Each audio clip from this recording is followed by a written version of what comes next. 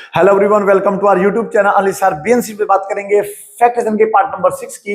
आज का हमारा कॉन्सेप्ट रहेगा बेटा A square plus B square plus 2ab अगर हमारे पास होता है तो उसको बेटा हम लोग a प्लस बी का होल स्क्वायर लिख लेते हैं। उसी प्रकार से यदि हमारे पास हो A square plus B square minus 2ab तो उसको हम लिखेंगे बेटा a माइनस बी का होल स्क्वायर। तो ये भी एक अनदर फॉर्म है फैक्टराइजेशन की। तो यहां पर आप देखिएगा हमें तीन टर्म यहां पे लिखे मिलेंगे और इन तीन टर्म को मुझे किसी का होल स्क्वायर बनाना है, क्योंकि अगर मेरे पास a प्लस बी का होल स्क्वायर है तो उसका मतलब होता है ये a प्लस बी इंटू में रहेगा बेटा a प्लस बी और ये हो गया मेरा प्रोडक्ट में, इसको बोलते हैं बेटा फैक्टराइजेशन। तो यहां पर देखिएगा ये किसका होल स्क्वायर बनेगा।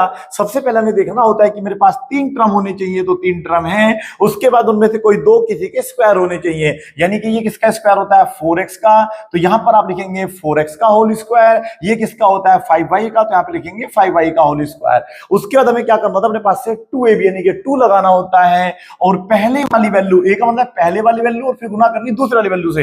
पहले वाली वैल्यू है मेरे पास 4x और दूसरे वाली वैल्यू मेरे पास बेटा 5y। अब आप देखिएगा अगर मैं इन तीनों का प्रोडक्ट करता हूं तो मेरे पास क्या 40xy आ जाएगा तो ये फिर बेटा 4x प्लस 5y का होल स्क्वायर बन जाएगा। और अगर नहीं आया तो फिर ये किसी और तरीके से होगा। तो 5 चौक 20, 20 दूनी कितना हो गया बेटा 40xy। तो अब आप देखिएगा a square plus B square plus 2ab अगर हमारे पास होता है तो उसे लिखते हैं a प्लस बी का होल स्क्वायर। उसी प्रकार से यहां पर देखिएगा ये बन गया मेरा a स्क्वायर, ये हो गया बी स्क्वायर, यहां पर हो गया 2ab।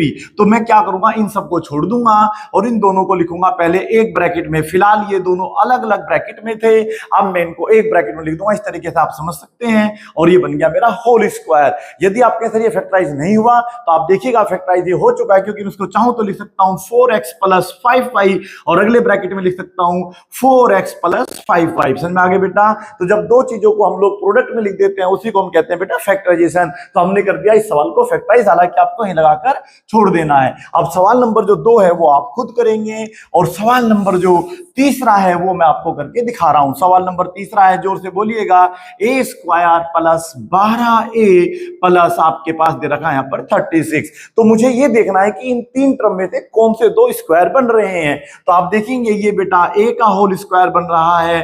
फिलहाल ये किसी का स्क्वायर नहीं बन रहा है तो कोई दिमाग नहीं लगाऊंगा, छोड़ दूंगा और यहां पर लगाऊंगा बेटा 6 का स्क्वायर, क्योंकि 6 का स्क्वायर होता है। उसके बाद अपने पास से 2 लगाऊंगा और इन दोनों की क्या कर दूंगा, मल्टीप्लाई कर दूंगा। हाँ, बस ध्यान रखना है जब मैं इन तीनों का प्रोडक्ट करूं तो मेरा आंसर आना चाहिए 12a। अगर आ गया तो सवाल सही, नहीं तो गलत हो जाएगा। तो देखिएगा क्या 12a आ रहा है, आ गया तो इसको छोड़ दीजिएगा। फिर आपको लिखना है बस a प्लस 6 का होल स्क्वायर। अब क्वेश्चन पूछोगे सर ये माइनस कब आएगा, क्योंकि आपने a माइनस बी का होल स्क्वायर लिखा।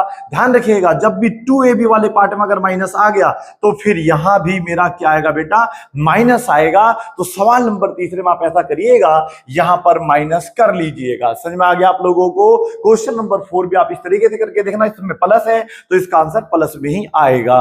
यदि इन तीन में से एक भी माइनस का हो गया तो आंसर माइनस का आएगा। ठीक है, अब आप देखिएगा सवाल नंबर हमारा कौन से वाला बेटा, पांचवा सवाल। इसमें एक इंपॉर्टेंट सवाल है, हर एग्जाम में सवाल पूछे जाते हैं और बिना इनके आप लोगों को अच्छे तरीके से मैथ भी करना नहीं आएगा। तो ये हो गया x square 1/x square plus का 2। तो सबसे पहले मुझे देखना है कि यहां पर कौन से दो ऐसे टर्म है जिनका होल स्क्वायर बन रहा है। तो आप कहेंगे सर एक x का बन रहा है और एक 1/x का बन रहा है। फिर हमें अपने पास से 2 लगाना होता है, इसको भूल जाओ, वो बात की बात है। ठीक है, हमें क्या करना, 2ab यानी कि पहले वाले की मल्टीप्लाई दूसरे वाले से करनी है। पहले वाला यहां पर x है, दूसरे वाला यहां पर 1/x है, जिसको a प्लस बी के नाम से जाना जाता था। तो ये इससे कट जाएगा आप लोगों का। समझ में आ गया आप लोगों का। अगर कट गया तो 2 आ जाएगा वापस। हालांकि आपको ऐसे काट के नहीं दिखाना, ध्यान रखिएगा, आपको सिंपल लिख के छोड़ देना है। हाँ, इन तीनों का अगर मैं प्रोडक्ट करूं तो आंसर 2 आना चाहिए। तो मैंने कहा ये x कट गया तो 2 बन जा, क्या बचेगा 2। इसका मतलब ये हुआ ये पक्का x प्लस 1/x का होल स्क्वायर है। जब भी आप लोगों को ये तीन टर्म मिल जाए तो उसको आप लोग इस तरीके से लिख देना। समझ में आ गया आप लोगों को। अब सवाल नंबर जो 6 है वो आप खुद करके देखिएगा। 7वां सवाल जो है एक इंपॉर्टेंट सवाल है, x प्लस 1/x प्लस 2। अब यहां पर आप देखिएगा अगर मैं माइनस लगा दूंगा तो पक्का माइनस का होल स्क्वायर बनेगा, अगर प्लस है तो ये प्लस का होल स्क्वायर बनेगा। तो इसमें ज्यादा कंफ्यूज आपको नहीं होना है।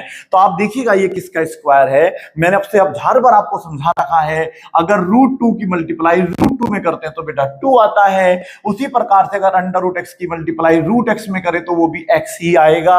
तो यानी कि ये हुआ √x का होल स्क्वायर। तो मैं इसे लिखूंगा √x का होल स्क्वायर, इसको लिखूंगा 1/√x का होल स्क्वायर, और यहां पर 2 मेरा सेम रहेगा 2ab, मतलब मुझे यहां पर इन दोनों की आपस में मल्टीप्लाई करनी है। समझ में आ गया? और ये जो कॉन्सेप्ट है कितना इंपॉर्टेंट है, जब हम पार्ट 7 आपको पढ़ाएंगे तब आपको समझ में आ जाएगा, क्योंकि बिना इस कॉन्सेप्ट के आप पार्ट 7 का एक भी सवाल ढंग से नहीं कर सकते हैं। याद रखिएगा, सर पढ़ाओगे क्या पार्ट 7 में, आपको ऐसे काट के नहीं दिखाना, बस मैं आपको समझाने के लिए काट रहा हूं, ठीक है? तो ये हो गया 2ab, मल्टीप्लाई करके देखेंगे तो 2 आ जाएगा, जो आ गया तो इसको हटा देंगे और इन दोनों को एक ही ब्रैकेट में लिख देंगे ऐसे ही होल स्क्वायर बना के। समझ में आ गया ना?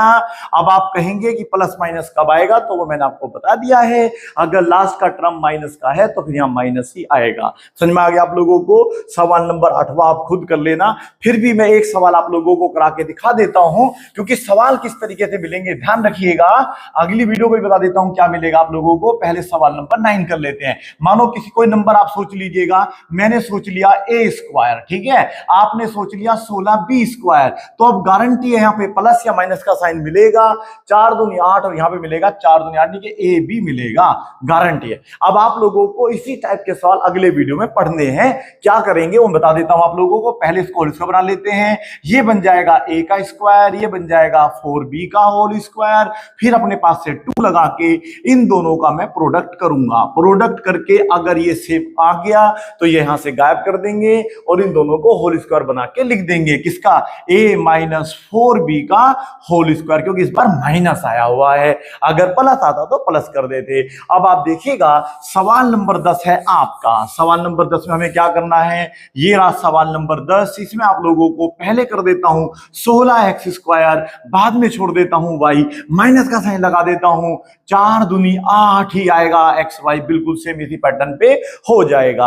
अब आप देखिएगा इसी सवाल को हम लोग जो है इस प्रकार से बना के लिख सकते हैं कि 16x² + y², यहां पर मैं माइनस का या तो माइनस का सेम छोड़ देता हूं, माइनस का xy और लगा सकता हूं z², ठीक है। z देखो कैसे बना दिया, तो ये बन गया z का स्क्वायर। इसको फैक्टराइज करना सीखेंगे, इस टाइप के सालों को फैक्टराइज करना सीखेंगे पार्ट नंबर 7 में, और जब ये पार्ट आपको आ जाएगा तो आप सीना तान के कह सकते हैं कि हमें फैक्टराइजेशन आता है। मुझे उम्मीद है पार्ट 6 भी आपको समझ में आ गया होगा।